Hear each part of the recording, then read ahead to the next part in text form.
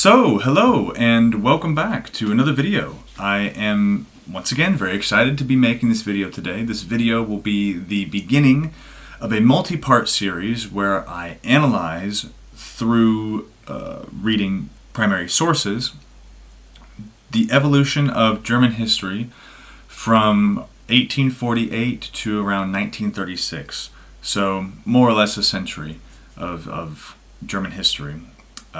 And I came upon this idea because I found a lot of books that were from this in between the centuries time period, and I thought it would be very interesting to analyze the evolution of German social and political history during this time period. And maybe I'll do it for France as well, just because I myself have a bit of a connection with France. But I found a lot of these books because, I'm interested in old books, as you rightly know at this point. And I'm interested in that time period. I think that's a very interesting time in history, that, turn of the century, 19th, 20th century. I'm very excited to be doing this series. I have a lot of great books to analyze, to talk about. And so today we are going to start with a book that I was very, very thrilled to find. This is more or less an autobiography from Otto von Bismarck. And this is a very famous collection. It's called Bismarck, Gedanken und Erinnerungen. And that means thoughts and memories, right? Bismarck, Thoughts and Memories. So this is Bismarck's reflection on his political career, the things that he saw, the things that he experienced, his thoughts on all of that, his thoughts on geopolitics, and there's a lot of really, really good stuff in this book, so I want to talk about the content of the book. But first I want to talk a little bit about this book itself. Now this book, as you can see, it's got the typical, I think it's watercolor cover that a lot of books that I've shown you have, and a lot of books, here in this shelf, a lot of them have as well. So it's got that typical cover, both sides. And then it also has the spine here with black and gold, and then in red, Bismarck, Gedanken und Erinnerungen. This book looks very nice on my shelf, I must say. So that's very nice. If we open the book, you see on the first page, Bismarck, Gedanken und Erinnerungen. And then we can see here the full title page, Bismarck, Gedanken und Erinnerungen. And this is 3 books in one book. You know how a lot of three tomes. There's 3 tomes in one book. It's the word I wanted to use. So this is the full edition here. We can see on the dedication page it says, "To the sons and grandsons, for understanding the past and a lesson for the future." Right, and so that is very much the purpose of this book. And it does such a good job at just laying the foundation for understanding German unity, the German identity as a political entity through analyzing this book. Right. The foreword to the 1898 version, which is the first version, it talks a lot about how this was a vision a long time to have the thoughts of Bismarck written down and collected into a book. And even so that there was a long correspondence between the publisher and Bismarck about the possibility of making this kind of book, and also they had people who would, write down dictation from Bismarck as he spoke about these things, and this went on for years, starting in 1890, so even 8 years before the first edition came out. And so this was a project that the publisher was interested in, and fortunately Bismarck was around long enough for them to complete it. I don't know when he died. I can figure that out for you. I'll put it on the screen here. It talks about the work that the publisher went through to try to collect all these thoughts and memories of Bismarck, And then the further forwards just talk about backing up the statements of Bismarck through other historical works, and then also, adding slight adjustments and asterisks to certain points in order to provide extra information. So they did a really good job with creating this book, and especially this one, because it's the 3 tomes in one, and it feels like such a complete work, and I had so much fun reading. I'm not going to talk about everything in the book, because I honestly didn't read everything. There were a few things that I wanted to read, and the content is very vast and spans many, many, many, many years. And to be completely honest, I find the royal histories and monarchical relations of European powers to be quite boring, if I'm going to be honest. This king and that king and this prince and this princess and the cousin of the...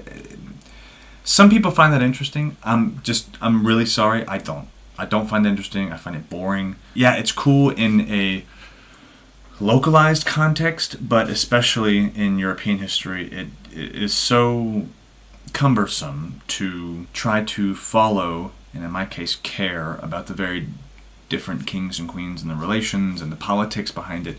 So much of it is social based, and frankly, I'm not interested in that aspect of European history. Sue me. However, that doesn't mean that I shied away from it entirely.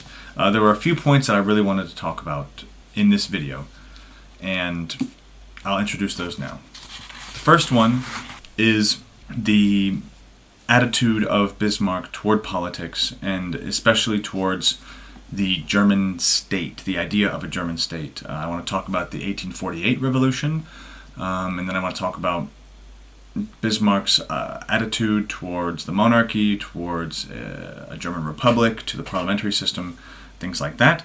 I want to talk about some perspectives that Bismarck had at the Second Landestag, which is, a meeting of all the German politicians, and most of them of royal descent, to discuss the concepts of a German state following the 1848 revolution. I want to talk about some geopolitical things. For example, the relationship of Austria to Prussia, and then to the German state as a whole. And then finally, I'll talk about more geopolitics, particularly with Russia, and the thing that Otto von Bismarck is famous for, which is his attitude of Germany, for example, not partaking in African colonialism, because the real fight was Germany's 2 fronts, Russia and France. And he foresaw that in the late 1800s. I will talk about his deeper analysis of that perspective. So let's get into it. So a little bit of background to the 1848 revolution. The 1848 revolution was a series of revolutions that swept across Europe in 1848, March of 1848. Some were a bit sooner, some were a bit later, but generally around March. And the one in Germany, particularly German states, because there was no Germany at the time, the one in all the German states had varying degrees of success. They accomplished establishing a parliamentary system.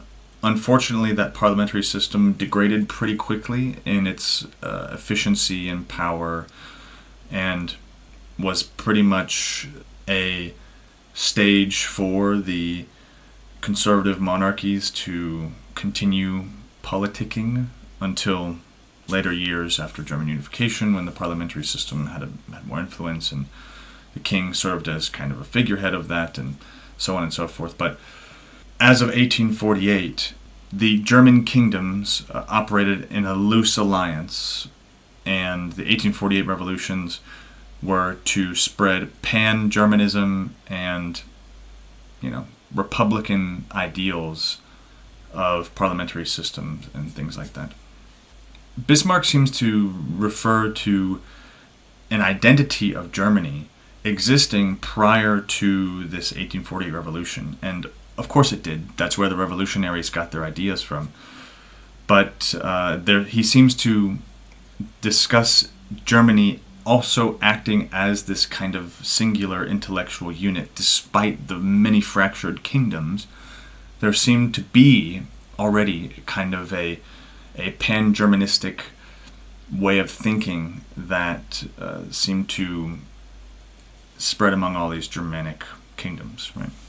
It could be perhaps likened to a lot of the Arab states today, how they seem to think in unison in a lot of geopolitical ways. Also, maybe Latin American states too, but that's not a fair comparison, given that both of those regions have completely different histories that are now hundreds of years removed from this situation of Germany in the early 1800s. So different circumstances that led up to their identities and stuff. But as far as, there's a pan-Arab movement. Is there a pan-Latin movement? I don't know. Probably. And so this rhymes a bit with that. It's completely different in many ways, but you can see it that way. It seems that the idea of pan-Germanism was more of a political issue rather than a cultural one, based on the fact that Bismarck and a lot of his contemporaries used the word Deutschland to refer to the German-speaking area as thinking the same way, as acting in similar way. Just the political question seemed to be the big issue, and so that's what the revolution in 1848 seemed to address. Now, Bismarck was a monarchist. He always believed that the monarchy was integral to the German political system and to the German identity as well.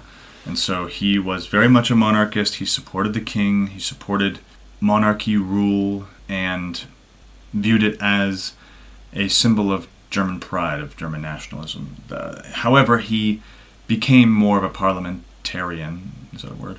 Parliamentarian as his career went on. And actually, even in his early career from schooling, the book notes on this, he viewed the parliamentary system not with complete animosity, and perhaps viewed the interworking of the two to be, if not plausible, perhaps beneficial to the German nation. So, regarding the events of 1848 in that year during the Revolution, Bismarck was actually at his estate in Schönhausen, which is a small town in modern-day Brandenburg, about, 40 minutes west of Potsdam. He received news of the revolution happening in Berlin, and he asked his farmers, his peasants who worked on his estate, if they wanted to arm themselves, and they said a resounding yes. And so he traveled to Potsdam to meet with other generals who were occupying themselves with the revolution. It was a relatively polarizing thing, because even his neighboring dukes and lords, some of them threatened to march against him on his march to Potsdam, because they viewed his march on Berlin as an act of treason, or, I don't really know, unlawful military action per se. But he threatened them with force, and proved himself to be a man of his word. And so he continued to march to Potsdam, where he met with other generals, and the idea was to free the king from the revolutionaries who had pretty much not taken over the city in a very violent way. There was 1 to 2 days of violent protests in the city, so-called barricade fighters, because these revolutionaries, they built up barricades in order to defend themselves, and they were called barricade fighters. Barrikadenkämpfer. But yes, the idea was to free the king. Bismarck himself, he disguised himself as, just a random guy, and went into Berlin to figure out what the situation was. He was actually approached by an unknown person who told him, there is a plot to arrest you, you should leave the city. And Bismarck claims, not due to this advice, but due to the fact that he finished his scouting report, he left Berlin and went back to Potsdam, where he met with a couple other generals with whom he had a rather emotional conversation when they were trying to discuss what to do. He played the infantry march on the piano, and one of them was so moved to tears that he said, should we do it? Should we march on Berlin? And they all decided to rally local lords in order to gain support. Some of them were successful. Bismarck was not particularly successful in rallying some people in Magdeburg and other local areas. But upon his return to Potsdam, in order to have this rallied army to go back to Berlin, he discovered that General von Prittwitz, who was the sitting general in Berlin, he had retreated from Berlin, and that the king was also in Potsdam. And he discovered that the civilians asked the king to clear the city, and they gave them demands, and the king pretty much folded to the revolutionaries' demands. And it was a bit of a situation where Prittwitz was told by the minister of the city that it was an order of the king to retreat. And Prittwitz, acting as a soldier, as he told Bismarck, he followed the decree of the king and retreated his troops. Now, also according to reports, and Bismarck says this in the book, according to reports, the king never ordered this. However, the king did order that public spaces be cleared, and the revolutionaries and the civilians argued that the king's complex was a public space. This is where the troops were held. Argued that it was a public space and that they had to leave.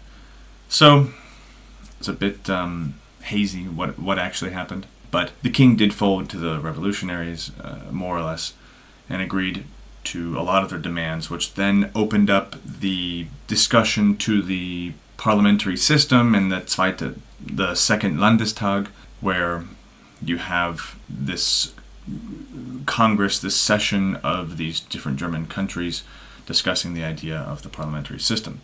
Now, as I said, Bismarck was a monarchist, and he, even on the way to Potsdam, he passed by a wounded revolutionary and scolded one of his men for wanting to give him some money. The guy was begging on the street.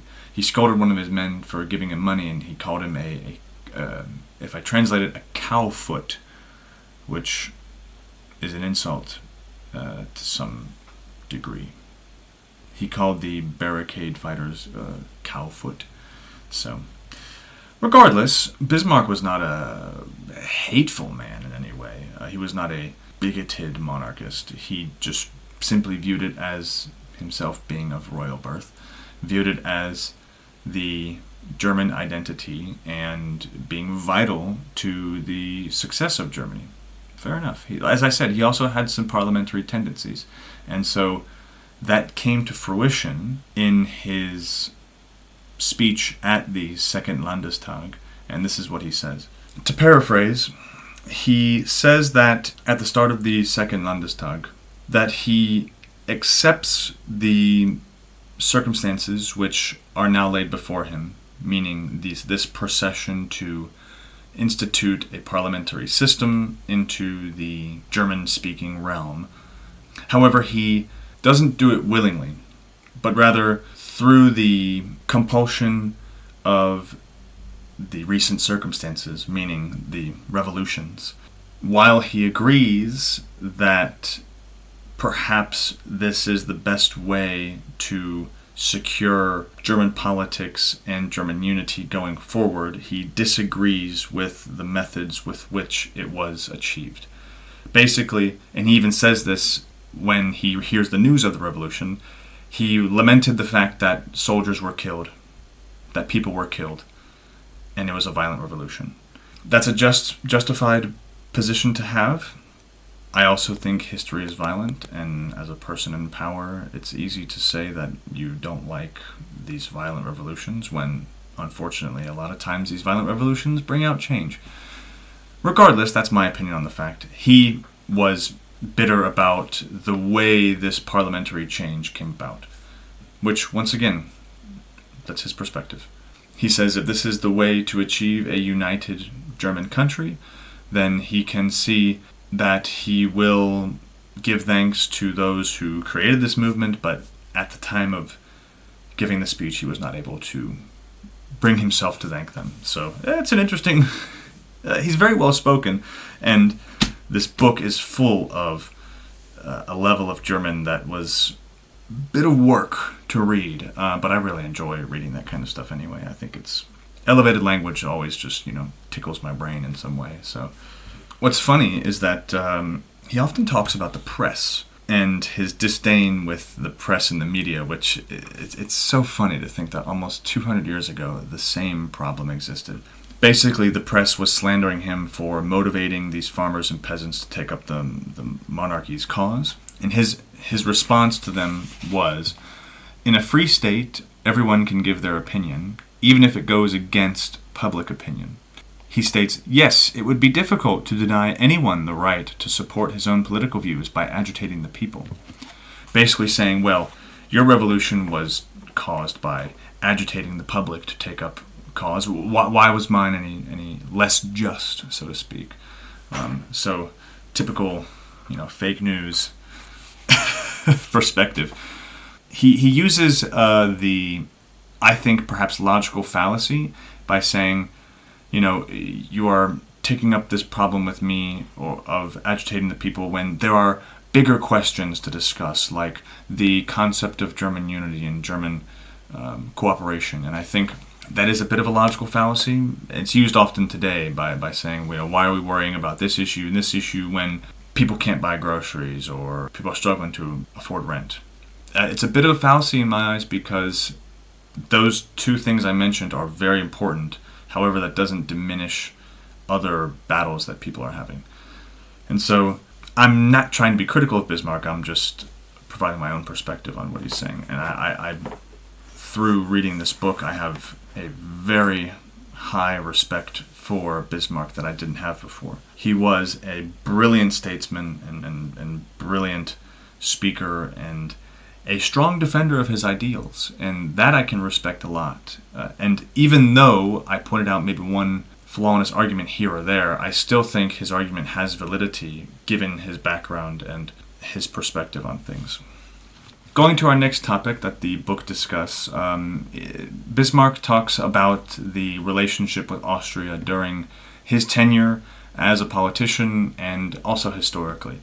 He states that since the time of Frederick the Great, or rather after the time of Frederick the Great, the Prussian politics were without clear vision, simply following the will of Austrian and sometimes Russian political movements, partially out of Verwandtschaftsgefühl, which is, we are German speakers and German peoples, the Austrians are German speakers and German peoples.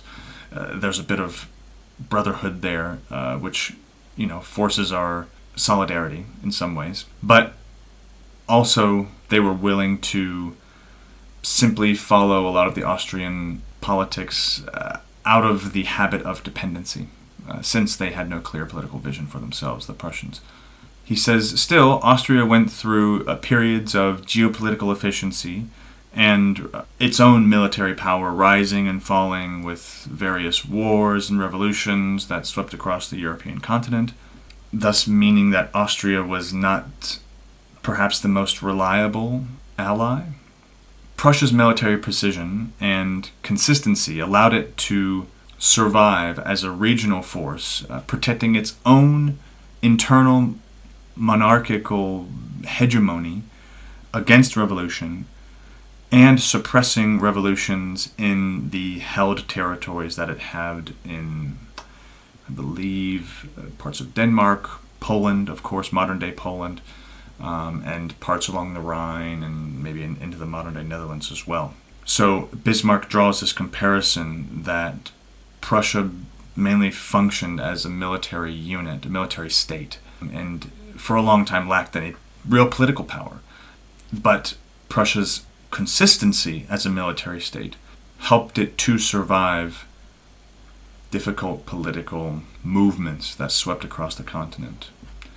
Namely, Bismarck states that Prussia's quick suppression of the 1848 revolution helped to preserve the monarchy as long as it did, however, hindered any chance for the parliamentary system to gain any footing, which he also states may or may not have been a good thing, considering that a newly founded weak parliamentary system might have not been effective in the coming wars of 1860s and 1870 in particular, during the Franco-Prussian War.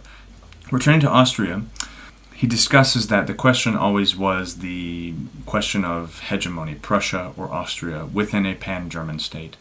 And that seemed to either directly or indirectly hinder the development of the pan-German movement.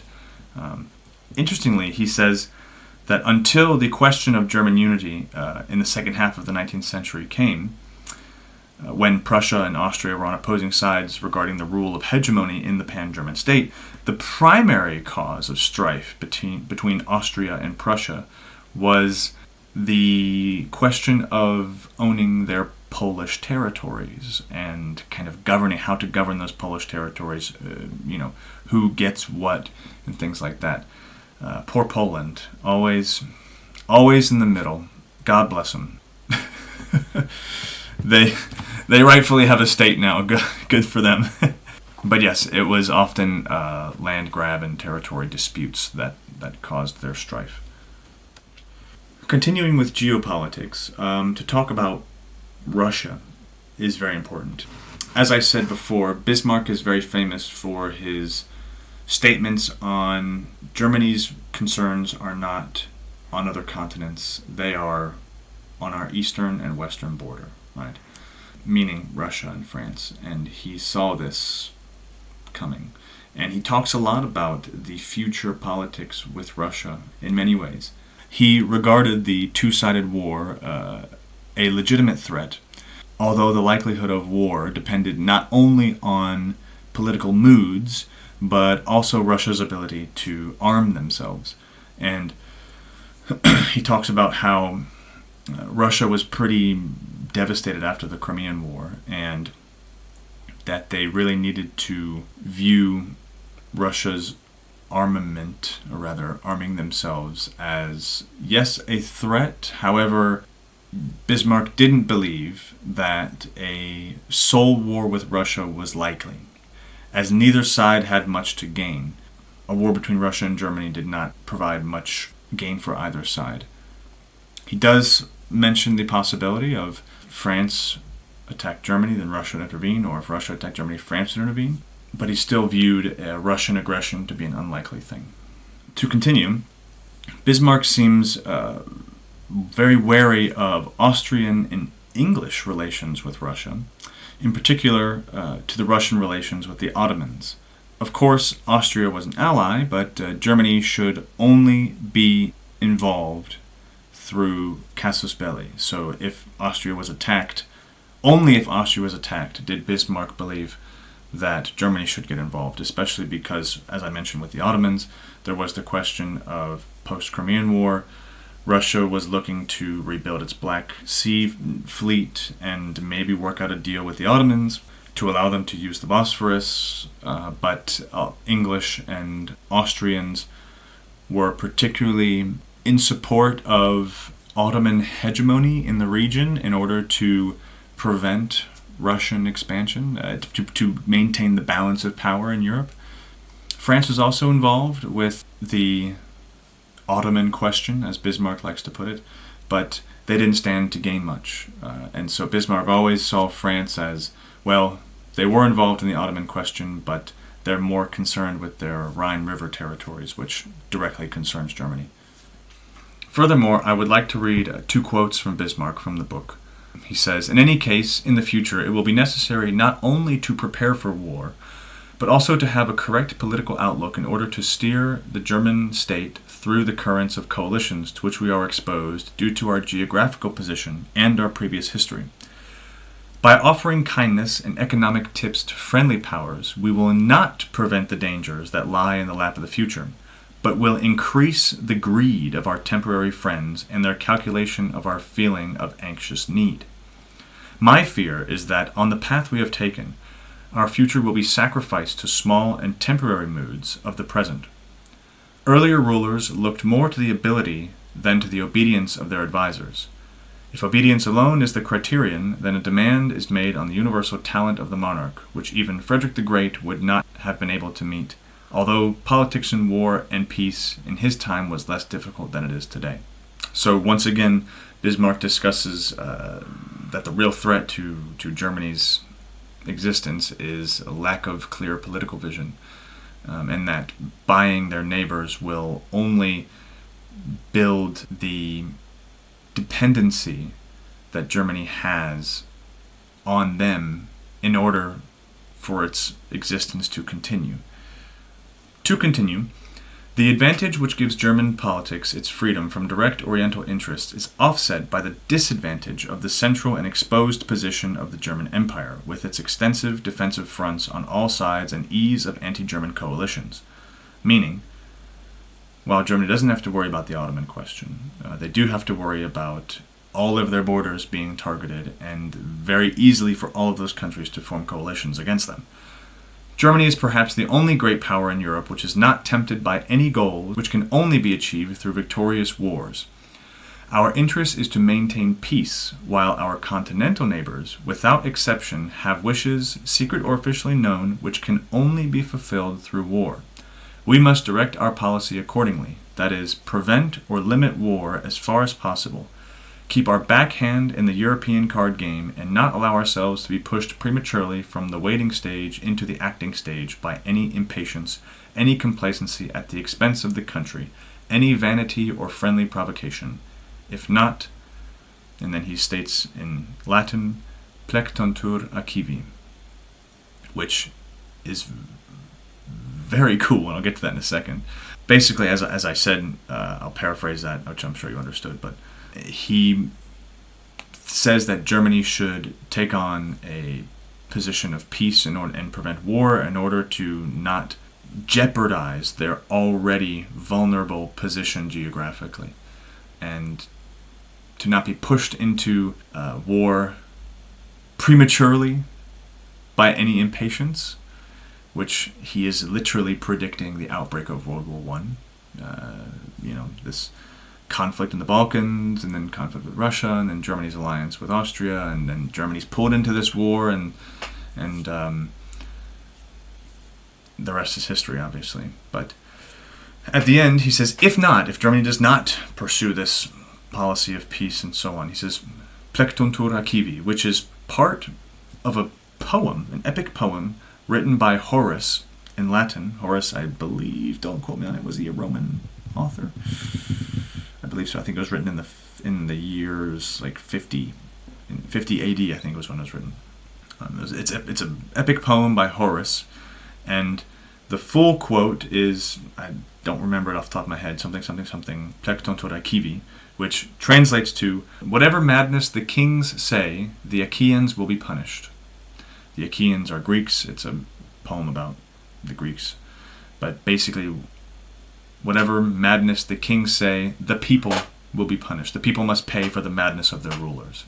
So Bismarck has a very holistic approach to this, understanding the destruction that comes with these continental, later on, global wars. And, he's a very experienced statesman, and he has a lot of military experience, and he lived through these, massive wars of the late 18th century, and heard stories of the Napoleonic Wars, and he's very aware of the costs of these conflicts, and he warns Germany about it. And you can only say so much to help people, right? Regardless, that's only a very small bit of everything that this book covers. It talks about his relations with different politicians in different countries, with different kings of Germany, Austria, and France, and visits in Paris, and visits with Prince Albert of England. And really, you want to talk about a colorful career, this guy's got it. So if you can find this book in whatever language you speak, I highly recommend at least reading part of it. This kind of covers the evolution of German history from that early 1848 period into the late 1800s. The next book we will cover will be from 1898, actually when this book was published, but as you can see, the main topic of this video was from 1848 into the late 1800s, going into our next book. So as we can see, as an analysis, Germany's main statesmen were still monarchs. Despite the parliamentary system, it had a very difficult time in the beginning, after German unity, and then Otto von Bismarck becoming chancellor, and in that late 1800s period, it gained more power, so to speak. The politicians had more say in what was happening, although a lot of the politicians still were princes and monarchs and so on and so forth. It was a pan-German state, excluding Austria, because it was Austria-Hungary at the time. And Bismarck obviously saw the geopolitical storm coming. And yes, I really recommend this book. Give it a read, and I will see you in the next video.